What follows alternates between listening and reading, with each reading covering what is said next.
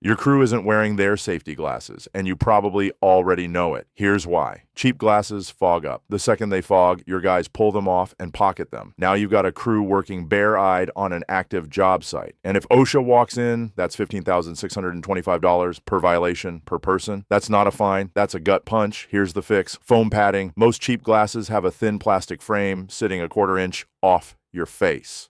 Dust, debris, sparks, all of it gets right behind the lens. Guys pull them off because debris gets in. The foam padded design seals against your face like goggles without the bulk. Dust can't get in. Guys stop pulling them off. Add anti-fog tint and you've got glasses your crew will actually leave on their face all day. SKU 1964 foam padded safety glasses anti-fog tint, $6.99 a pair at punchlistssupply.com. $6.99 to stay OSHA compliant. Compare that to $15,000 in fines or one worker's comp claim from a chip to the eye. The math isn't close. For guys doing concrete grinding or heavy demo where chips fly in every direction, we also carry the SKU 1909 splash face shield at $19.99. Full face coverage fits over prescription glasses. Different job, different tool. But for everyday sight wear, grab the foam padded glasses.